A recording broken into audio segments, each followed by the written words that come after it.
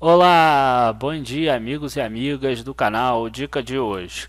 No vídeo de hoje eu quero falar com vocês sobre a questão da dívida. Provavelmente quando vocês viram o título do vídeo de hoje, vocês devem ter pensado numa coisa ruim, devem ter pensado em taxas muito grandes, você deve ter pensado talvez na tua dívida pessoal, mas esse aqui é um canal que a gente analisa empresas e para as empresas, principalmente essas que estão cotadas na bolsa, que conseguem captar dinheiro por um custo muito mais baixo, às vezes a dívida é essencial, a dívida é fundamental para que a empresa possa crescer e possa ter vantagens competitivas em relação aos outros.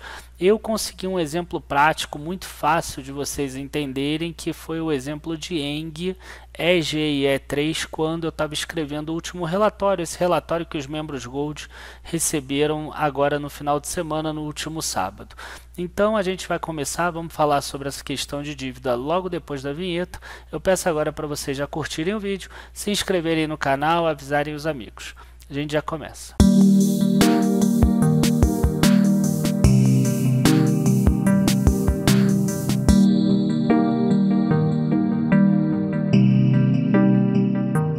Bom, antes de começar, eu quero lembrar a vocês que está em curso o nosso workshop gratuito. A primeira aula foi na última quinta-feira, então a aula de geração de renda número 1 já aconteceu, mas você ainda pode ver ela no link que está aqui na descrição do vídeo. Você ainda pode se inscrever no workshop para receber os lembretes via e-mail da próxima aula, que vai ser ainda hoje, um pouco mais tarde, agora 8 horas, 8h30, eu não lembro direito, mas basta se inscrever que você vai receber o lembrete no teu e-mail. E ainda lembrar vocês que amanhã a gente vai ter uma live muito especial, uma live com William Hullers, que inclusive tem um canal aqui no YouTube também, o Seguindo os Passos do Rei, mas o mais interessante da vida dele é a história que ele tem de vida. Um ex-feirante que virou milionário aí investindo na bolsa, continua trabalhando do jeito que ele gosta, mas a gente vai ver aí uma história de vida acima de tudo na live de amanhã. Então fiquem com a gente amanhã também, especialmente uma live aberta aí para todo mundo. E vamos agora ao assunto do vídeo de hoje, que é exatamente a questão de dívidas e empresas.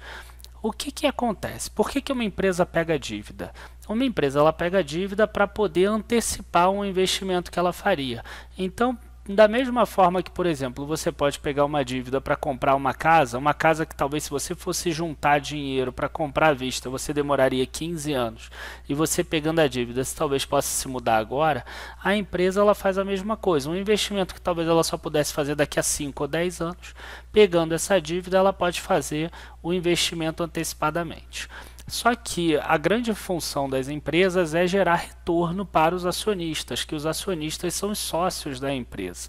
Então, se essa dívida tiver um custo de X% e o retorno desse investimento for um valor maior do que X%, em tese vale a pena. É claro que é bom você botar uma margem de segurança, nem sempre na vida tudo acontece exatamente como a gente planeja, então a gente bota uma margem de 20%, por exemplo, se a taxa de captação foi 8% e a taxa de retorno do investimento for 11 ou 12%, já valeria a pena, por exemplo.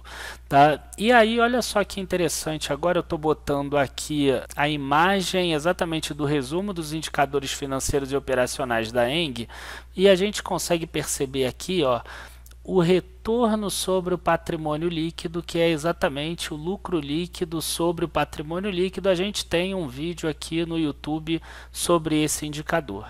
Então a gente vê que no segundo trimestre de 2017, a empresa tinha de lucro líquido 25,4% ao ano em relação ao patrimônio líquido. Esse valor subiu para 29,4%.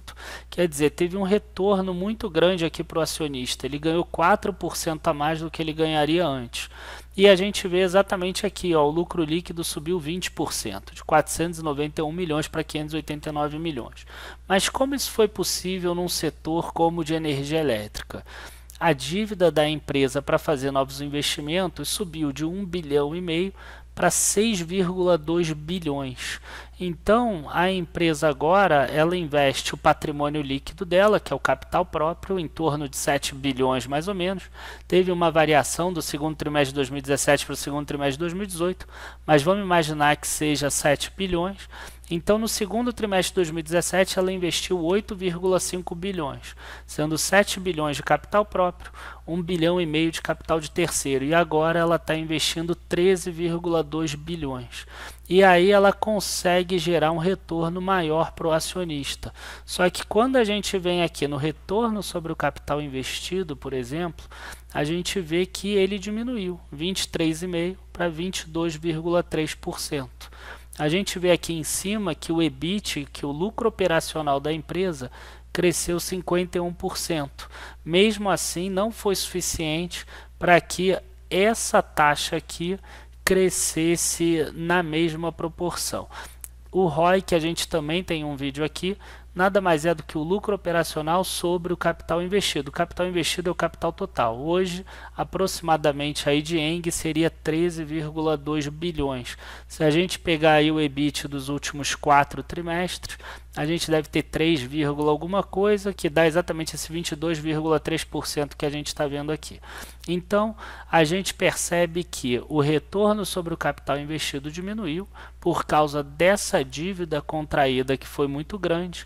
No entanto, a gente viu retorno para o acionista. Enquanto isso, eu peguei uma outra empresa para a gente ver uma comparação, que é exatamente a Copel, uma outra empresa de energia elétrica para a gente ficar no mesmo setor. Embora a Copel seja mais distribuição, vai servir para o escopo aqui do vídeo. A gente vê que a empresa tem uma dívida líquida que cresceu de 2,2 bilhões em 2013 e passou para 8,4 bilhões em 2018, ainda primeiro trimestre. O segundo trimestre ainda não saiu. Um indicador chamado dívida líquida sobre EBITDA saiu de 1,2 para 3,3. Então, quer dizer, a empresa está se endividando muito. Aí, o que a gente tem que ver? Vamos ver se os acionistas estão conseguindo ganhar mais dinheiro com isso. Se esses investimentos que ela está fazendo, se essa captação de dívida está trazendo retorno para os acionistas na forma de aumento do ROI ou não. E aí, quando a gente vem aqui nos dados do fundamentos.com, que eu vou colocar o link ali também na descrição do vídeo, vocês percebem que isso não acontece, né? Até aqui de 2008 a 2012, você vê que a empresa tinha aqui um ROI, né, um retorno sobre patrimônio líquido bem menor do que o de ENG, mas que variava de 9% até aqui 14% mais ou menos. Depois que ela começou a contrair dívidas para fazer os investimentos, a gente vê aqui que o ROI dela poucas vezes passou de 9% e hoje em dia está aqui em torno de 6%. Ou seja, a taxa de captação dela provavelmente está maior do que a taxa de retorno, porque essa taxa de retorno de 6% é muito próxima da Selic. A empresa não está conseguindo captar abaixo desse valor. Então, o que eu tenho para dizer aqui? Provavelmente a Copel ela tem uma questão também por ser estatal, e aí as estatais elas não têm uma facilidade tão grande assim de você fazer uma boa gestão, vamos dizer assim. E a gente percebe também que é uma empresa que não está conseguindo trazer o retorno para o acionista. Então, qual a conclusão do vídeo de hoje? A conclusão é que dívida nem sempre é uma coisa ruim. A dívida só é ruim se o custo de captação da dívida, se a empresa pegar uma dívida por um percentual que ela tem que pagar todo o ano e o retorno que ela tem é menor do que isso. Então, se ela pega, por exemplo, 1 bilhão de dívida por 10% ao ano, ela vai ter que pagar 100 milhões de juros todos os anos. Se o retorno do investimento de 1 bilhão for 80 milhões, é ruim para o acionista, porque o acionista está perdendo 20 milhões por ano. Agora, se o retorno for 140 milhões, por exemplo, é bom para o acionista, porque apesar de pagar 100 milhões aí de juros, ele ainda vai ter aí um retorno extra de 40 milhões, por exemplo. Tá? Então, algumas empresas deveriam pegar mais dívida e até se endividar mais, como é o caso de Eng, mesmo com esses 6 bilhões, ainda é uma dívida pequena. Enquanto isso, outras empresas, como a própria Copel, elas deveriam fazer o máximo para não pegar mais dívida, ou realizar os investimentos dela e depois ficar um tempo sem pegar nenhuma dívida, porque a gente vê que o retorno está sendo menor do que o custo de captação dessas dívidas, e essa dívida já está num patamar elevado, que é aquele 3,3. É claro que alguns investimentos, alguns projetos, não tem como você parar no meio, você não tem como chegar no meio da fábrica e falar assim, ah, eu não vou mais investir, porque vai ter algum custo de manutenção também. Então, às vezes, quando você começa o investimento, você tem que permanecer nele, mas na Copel a gente vê que não está sendo interessante, pelo menos até o momento. Então, gente, muito obrigado a todos, espero que vocês tenham gostado do vídeo. Não deixem de curtir ali, se inscrever no canal também, seguir aí o nosso workshop, não percam a live de amanhã. Muito obrigado a todos, abraços e bons investimentos. Tchau, tchau.